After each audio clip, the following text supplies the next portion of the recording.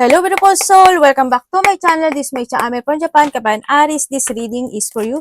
Tingnan natin yung second half na February 2026. Maraming salamat muna sa mga subscriber, yung subscriber cross-watcher. At sa mga bagong pasok dyan, welcome na welcome kayo sa bahay ni Ate Aimee. Salamat din sa naktaba ng puso ninyong mga comments at sa mga nagpa-personal reading. Marami pong salamat. Kung gusto niyo na energy nyo lang talaga, ang gusto niyo makuha natin, all the details is in description below. Pakicheck na lang po. General reading tayo, kunin mo lang sa'yo at itapon ang hindi naman talaga sa'yo. Maaring vice versa. Energy mo, energy ng person mo, energy ng malapit sa puso mo, nangyayari or mangyayari pala. Use your own intuition, lawakan nyo ay yung isipan, ano man ang gender mo, ano man ang edad mo. Wala sa baraha ang kapalaran ng tao, kayo pa rin ang makapagpapabago nito. Gawin yung guide, yung mga warning na pwede lumabas. Hala, ang dami. Hindi po yun warning. Hindi yung negative, it's a warning. Ang dami naman. Kunin natin yan. Then, kuha pa tayo ng isa. 2, 3, 6 na pala. Okay. Para magkaroon din kayo ng idea, no? Para kung ano yung mga bagay o sitwasyon na need to aware, change of decision, o mga dapat na maiwasan. Pero kung gusto mo na positive lang, ang gusto mo marinig, hindi po itong channel na ito ang para sa iyo. Meron tayong pineapple, reconciliation. Magkakaroon mga reconciliation, pagkikita kung sino man yan. No? Doon din yung sitwasyon na maraming nakatingin sa iyo or maraming nakakapuna or maraming nakasiyasat o nakamatsyag kasi this an apple, no? So nakita ko dito. And a distance friend is thinking of you. Pwedeng ikaw ito sa kanya or talagang meron talaga. Pwedeng, friend kasi is pwede siyang kapatid, anak, magulang, karelasyon, pamilya, pwedeng gano'n, no? Yan, na mayroon sa yung nakatanaw. Kaya dito rin si Apple din. Isa siya sa nakatingin sa'yo. And we have the boot. Increase your effort if you want to achieve your goal. Kung ano man yung goal mo sa buhay mo, siguro mas more ka magbigay pa ng more on effort. Yan, maaaring iba sa inyo is bibili kayo ng mga sapatos o pang saplot sa paa. Meron kang birthday, especially in matter. Mag-ingat ka lang din sa pera or baka may tao dito na hindi maging good pagdating sa pera sa'yo. And someone's behaving stupidly kung sino man yan, ikaw or someone. Problem to be resolved. May mga problema na unti-unti mo nang mariresolbahan or nahando yung resolbahan mo na siya sa nakita ko sa iba sa inyo. By this second half and stepping into a new experience, mag-ingat ka na lang din sa pagdating sa leg mo. Ikaw or someone to your life, maaari kayo makagot, matipilok, or mapilay, madapa, masugatan, o ano man yung ano baka magkaroon kayo ng sakit sa paa, ano man yan, no? Ingat talaga kayo sa legs. And syempre, may mga new experience ka na tatahakin by the second, ano, o maybe pwede rin kasi siya sa idea. Ganyan. Kung maganahan dito rin kasi si problem resolve, ibig sabihin, yung sitwasyon na yon, may sitwasyon ka na matatapos na, and then you are stepping up to a new experience. Ibig sabihin, kasi tapos na to, okay, bago naman, may ano pa, parang may gumagano, no? Diba? Nahando sa point na yun, example ko lang yun na, or may mga susubukan ka ng mga bagay o sitwasyon. Or nahandun yung leveling up in some aspect of your life. Pwedeng nahandun sa point na yon. And use your intuition to make a beneficial change. Magtiwala ka sa intuition mo by the second half. Maaring may mga messages na ibibigay sa'yo si universe. Yan, yung mga guide, no? Para rin ito sa makakabuti sa'yo. Or nandun yung sitwasyon na kung ano yung sinasabi ng intuition mo, ganito gawin mo, ganyan, mali yan, tama ito, mga ganun, no?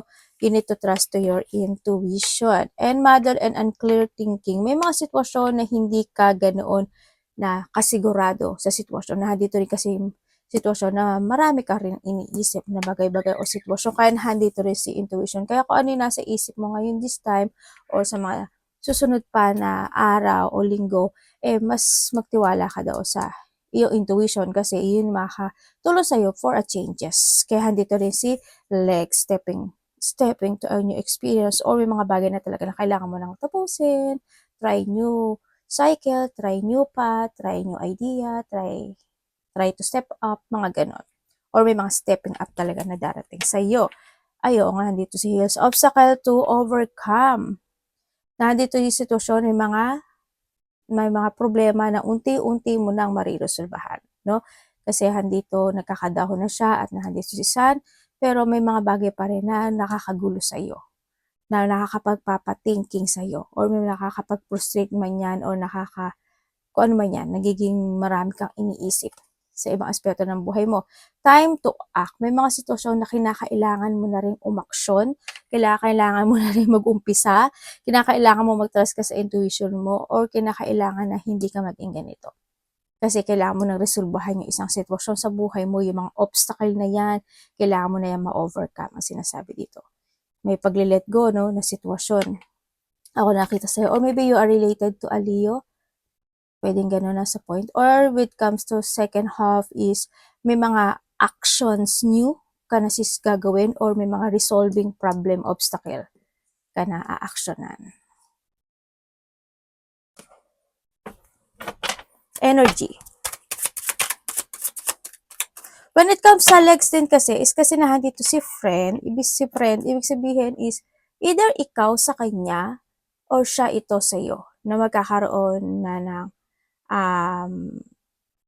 either lalayo siya or ikaw ang lalayo, or there's a friend na mag-a-action na siya sa'yo.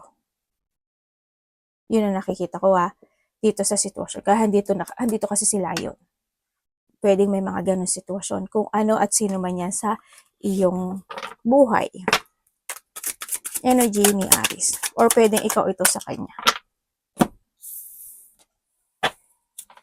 Ay, Devil.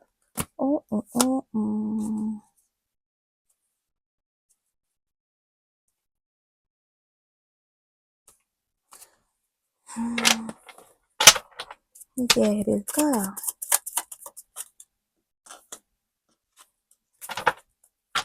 Energy mo. Ayun, Sun. Okay, energy mo dito sa sitwasyon, alam mo yun, yung masaya ka naman. Masaya ka, pero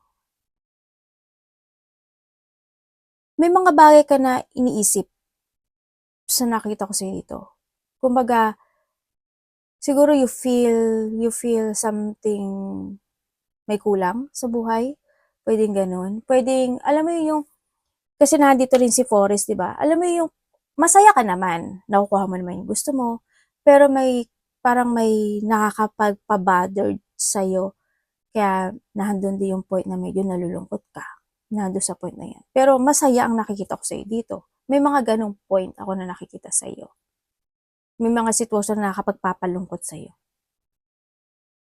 Yan. Sa iba naman sa inyo is, you will enjoy the fruit of your labor.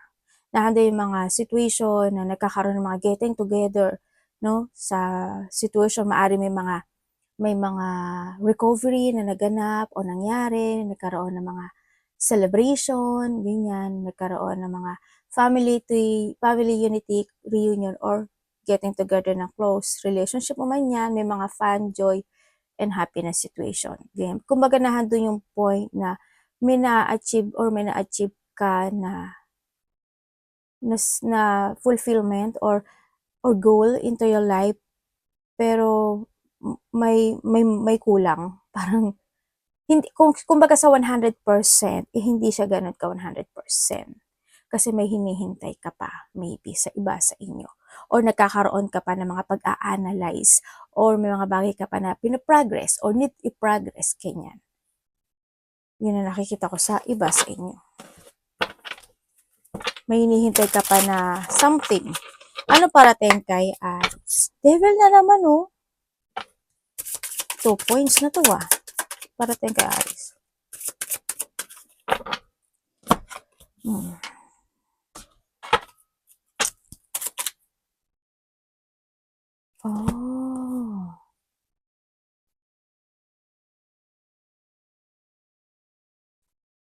May nagmamatiyag sa'yo.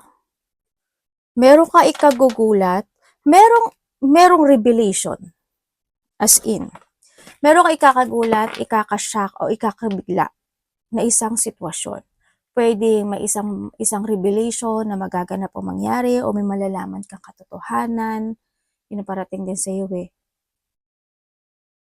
Basta ikakagulat mo, puwedeng ikakaisip mo talaga yung sitwasyon na yun.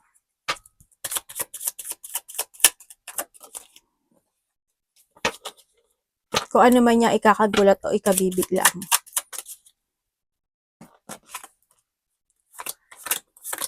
Devil again.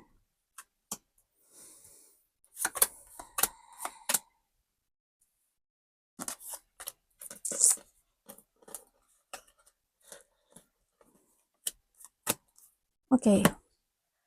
Okay, ang parating sa iyo,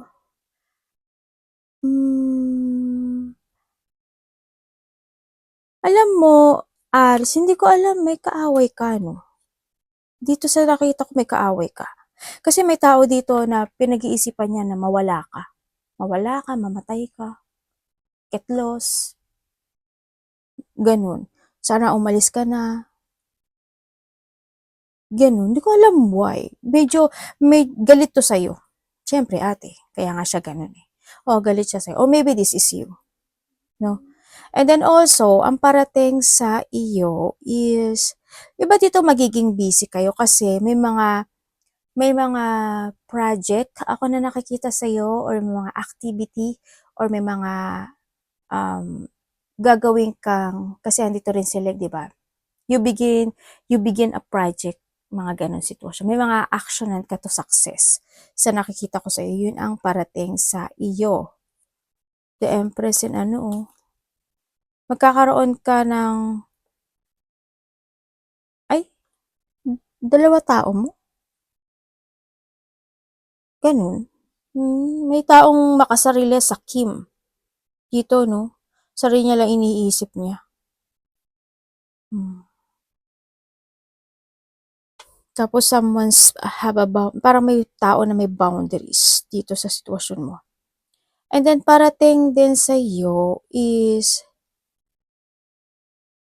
may mga iwo-work it out ka daw na isang sitwasyon sa buhay mo.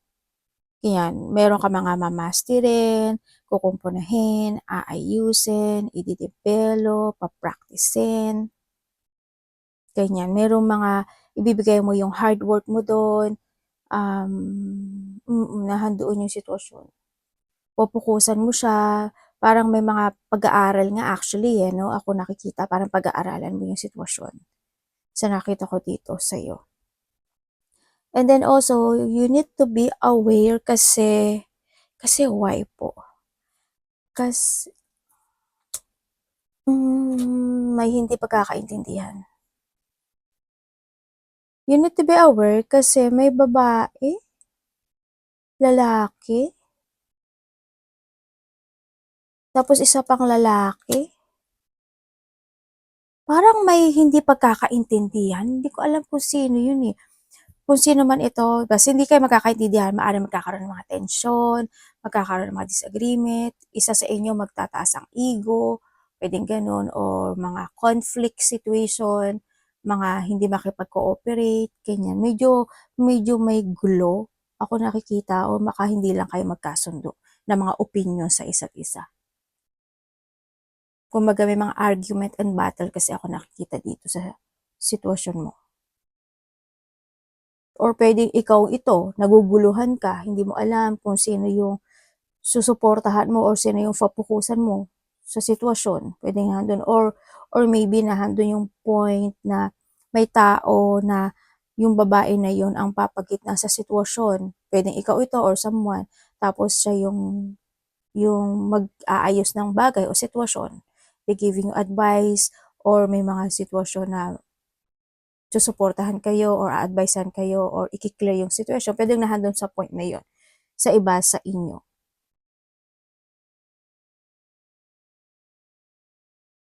Or vice versa sa iba ha, or vice versa sa iba naman, yung babae na yun, isa sa dalawang lalaki na nakita ko dito, maaring pinapayuhan niya yung isa doon sa lalaki or humingi siya ng payo o suporta maybe doon sa sitwasyon na yun. Kasi medyo magulo yung isip niya or naguguluhan siya or maybe baliktarin natin, ikaw yung humihingi ng suporta or advice dun sa tao na yun. Ha? Yun ang nakikita ko dito. Kasi may pagbibigay ng advice and support. Ako nakikita dito. Ay, sorry anak. Magkakaroon ka na ng connection sa sa dalawang babae rin. Dito. Actually, 3 yung babae na nakita ko. Hindi ko alam kung sino. Siguro when it comes to related sa relationship, 2 ang nakita ko dito. Sa iba ha. Sa trabaho siguro magkakaroon ka na connection sa dalawang. Hindi ko alam kung isa ka dun sa babae na yun eh. 3 kasi yung babae na nakikita ko. Pwedeng 3 o pang-4 ka o 2 o pang-3 ka. Yun ang nakikita ko ha. Tapos, may 2 pa akong lalaki na nakikita. Actually, maraming tao talaga. Ba't ang daming tao? Ang daming tao. Ang daming tao. Yun nga lang. Baka nga rin may nawala rin, ano? Kasi may sundo ako nakita. Yan. May sundo, kaya medyo madaming tao. Tingnan natin. Dapat iwasan. Ni Aries.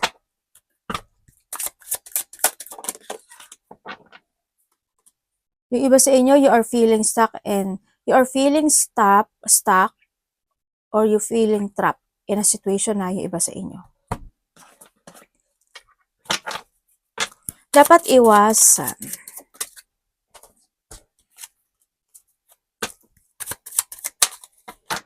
The Wheel of Fortune. Okay.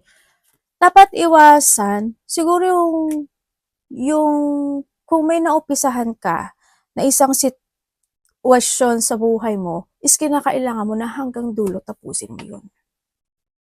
Kasi kung hindi pa yun nag-umpisa ka tapos hindi mo naman natapos hanggang sa huli, tapos bubuhat ka na ng sitwasyon, mas mahihirapan ka.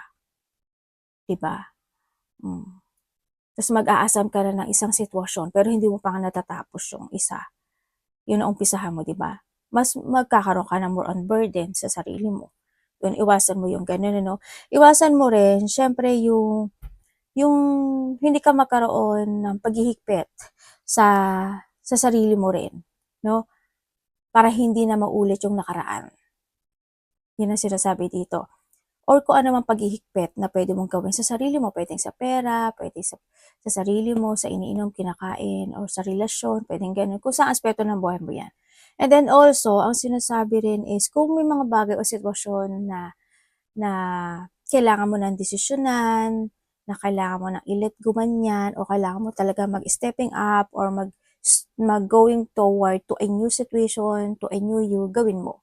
No, iwasan mo na magstay ka in that situation na ma-stuck ka dyan, ganyan. May mga possibility kasi na maulit pa rin yung dati if ever na ganun yung gagawin mo, hindi ka makakaroon ng transformation sa sarili mo. Diba? Kailangan din na maghigpit or kailangan mo rin magprotekta sa sarili mo. Yun ang sinasabi ito. Tsaka wag ka madi-disconnect when it comes sa mga gusto mong tahakin sa buhay mo. Kasi marami na rin dumating sa buhay mo na sobrang naging mabigat, no? Kaya alam ko na maraming knowledge na rin ang napag-aralan mo at natutunan mo, and gawin mo yun na guide mo para mas tumahak ka pa ng mga bagong direksyon sa buhay mo to success your life. Hanapin mo yung tamang daanan o tamang direksyon o tamang liwanag sa buhay mo.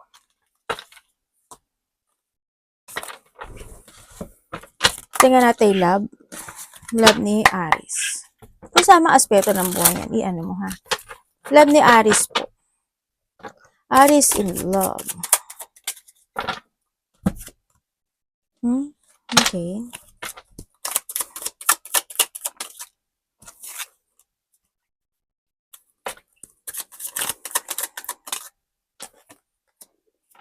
Kung ikaw is single.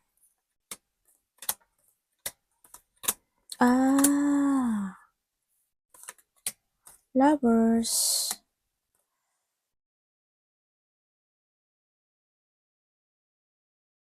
May offer. May taong may interes sa'yo, oh. Dalawa.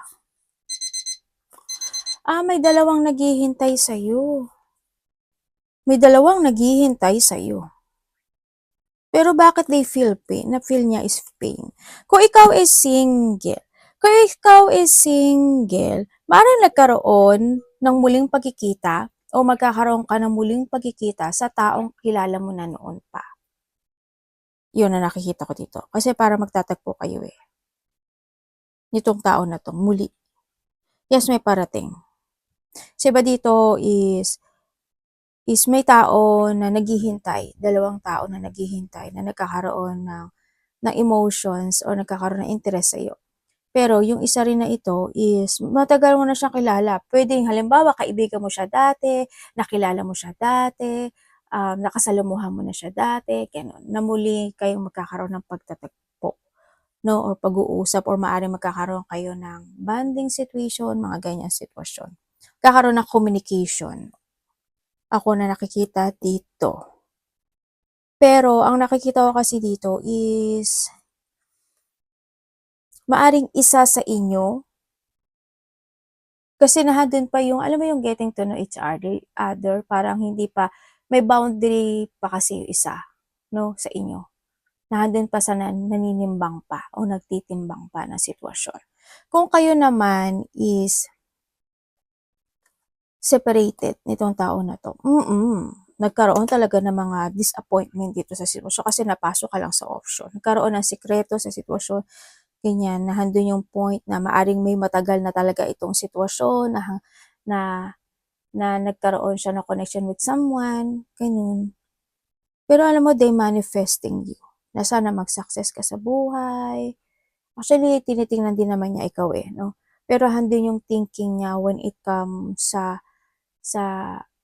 union, nandun pa rin yung thinking na gusto niya pa rin ng union, gusto niya pa rin naman ng connection, or they want ng commitment sa'yo, nahandun pa rin siya sa point na they feel pain dito sa sitwasyon. Hindi niya nga alam kung kakausapin ka ba niya, tatawagan ka pa niya, ite-text ka niya, hindi niya alam. Kaya wala rin ako nakikita sa kanyang action this time sa nakita ko dito. Kasi yung talaga nagkaroon kayo ng third party nito, no? Kasi nalagay kayo sa sitwasyon na nagkaroon ng option talaga sa connection. Naging magulo yung sitwasyon, ano? Okay, kung kayo naman is in relationship. Kung kayo is in relationship, mahal, mahal nyo ba yung isa't isa talaga? Sigurado kayo? Dito sa nakuha ko dito lang naman sa nakuha ko. Hindi ko nakikita kasi hindi ko, actually wala akong nakikita kung magulo kasi yung sitwasyon, kung mahal ka ng tao or mahal mo siya. Maaari ikaw, mahal mo siya. Diba? Isa dito sa energy na to, hindi eh. Medyo magulo kasi yung sitwasyon. May mga sitwasyon na maaaring nagkakaroon or magkakaroon kayo talaga ng mga disappointment, ganyan. Or may mga dissatisfaction situation na pwedeng maganap o mangyari. Pwede rin kasi isa sa inyo is may pagka-perfectionist or nandun yung point na ganito, ganyan, huwag yan, dapat ganito, ganun gawin mo, ganito. Maaaring doon sa point na yon sa iba sa inyo, kaya isa is nananahimik na lang. Pwedeng doon sa point na yon.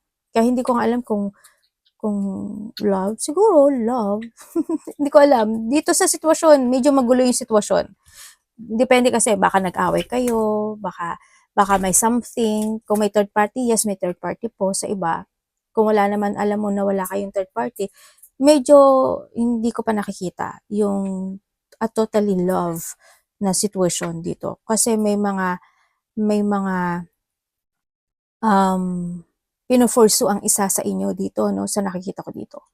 Ang nakikita ko nga dito, parang, alam mo yung, kung gusto mo ako, if you want me, follow me. Parang nahandun sa point na hindi ko alam kung ikaw ito or siya ito sa'yo. Vice versa. Yun na nakikita ko dito sa connection Yun. Sorry sa energy na nakuha ko, kung sino ka man. Tingnan natin ang money mo, Aris.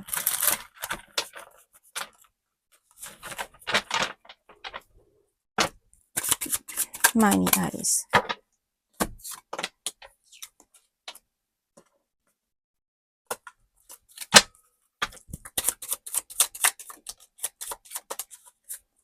Okay, when it comes sa money mo,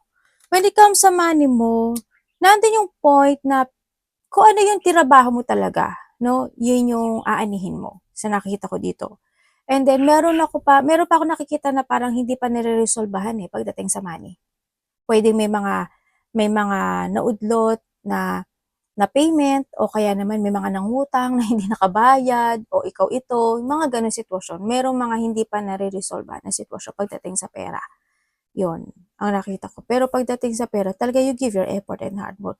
Minsan nga andun yung sa point na siguro minsan night shift kayo o pinagpupuyatan mo talaga yung work mo, maaaring nandun sa point na 'yun 'no, sa nakikita ko sa iyo dito.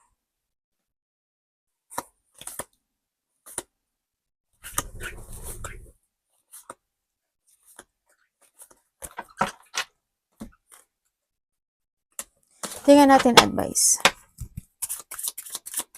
Mag-ingat na lang ano, kasi work and ano kasi 'to, eh, money. Ibig sabihin may mga tao na bully talaga sa'yo 'no. Mag-ingat ka na lang. Ibig sabihin may mga tao na ayaw ka nila. Mm. Well, basta do your work na lang din. Kasi may mga bully person, eh. Advice. Tapos ikaw pala yung nambubully, eh, 'no. Sabay gano'n, eh, 'no.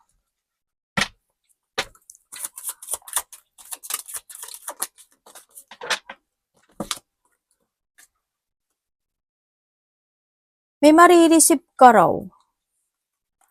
Maybe you will receive a gift, pagmamahal, or pera, ganyan, or pagtulong, or tulong, or ikaw ito sa kanya, o kung kanino man yan. Yun na nakikita ko to.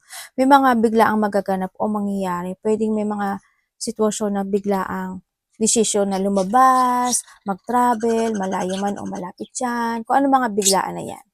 No? Yun na nakikita ko dito sa iyo. Kung saan yung biglaan na yun. Okay, when it comes sa advice. When it comes sa advice, try to make it balance any situation sa buhay mo. Huwag na huwag kang magmamadali. Kailangan mong planuhin ito. But you need to put some effort sa sitwasyon na gagawin mo. Tatandaan mo palagi na ikaw ang driver ng buhay mo. No? Alam mo siguro kung ano yung stoplight, kung ano yung green, ano yung red, di ba? At ano yung dilaw. Yun ang palagi mong tatandaan. Alam mo din kung paano ka pipreno. Alam mo din, isipin mo palagi yon. Huwag pa bigla-bigla. Huwag ka magiging impulsive. Ha? Yun ang payo sa'yo. Kailangan mong planuhin, pag-isipang mabuti ang lahat. Hanggat maaari, timbangin ang mga bawat sitwasyon na pwedeng ikaharap mo o mangyayari sa buhay mo. Yun ang wina-warning sa'yo ha. And then, yun. Tandaan mo ikaw talaga ang driver ng buhay mo. Mag-focus ka lang. Mag-focus ka, pero dapat nasa tama ka, no, na lugar. Yun, kailangan din ng lakas ng loob, determination, ganyan. And then, yun, control your direction or control your actions or control your sarili. Yun ang sinasabi dito. No, kung talagang dapat mong pag-isipan mo, this is a time to think. You need to use your intellect, you need to use your mind and intellect sa buhay. Kung nasa tama ka, why not? Panindigan mo. But you need to defense and protect yourself din in some aspect of your life. Diba? May mga time na pwede ka mag-no, may mga time na kailangan mo talagang pag-isipan. Arigato namaste, God bless.